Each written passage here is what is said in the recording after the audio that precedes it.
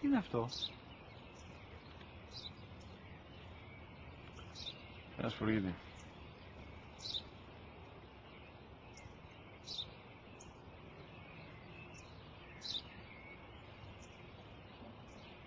Τι είναι αυτό?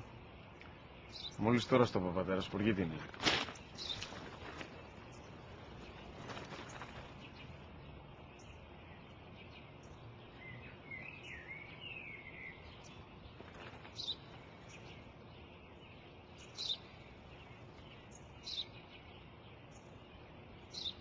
Τι είναι αυτό? Ένα σπουργίτη είναι, πατέρα. Ένα σπουργίτη. Σπου-γι-τι.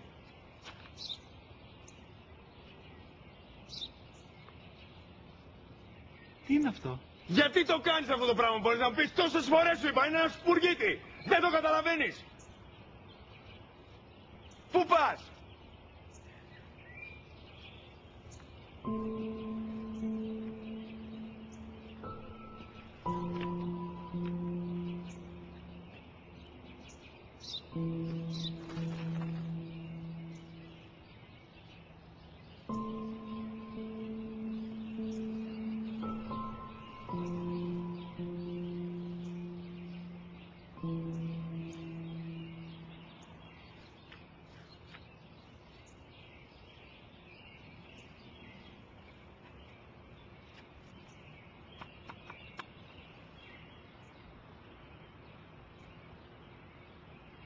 Δυνατά.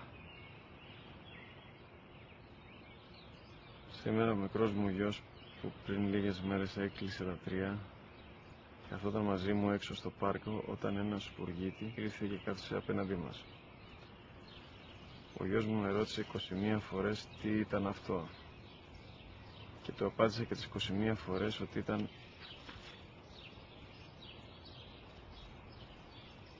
ένα σπουργίτη. Τον αγκάλιασα τρυφερά και τις 21 φορές που μου έκανε την ίδια ερώτηση, ξανά και ξανά, χωρίς να εκνευριστώ, νιώθοντας στοργή για το αθώο μου αγοράκι.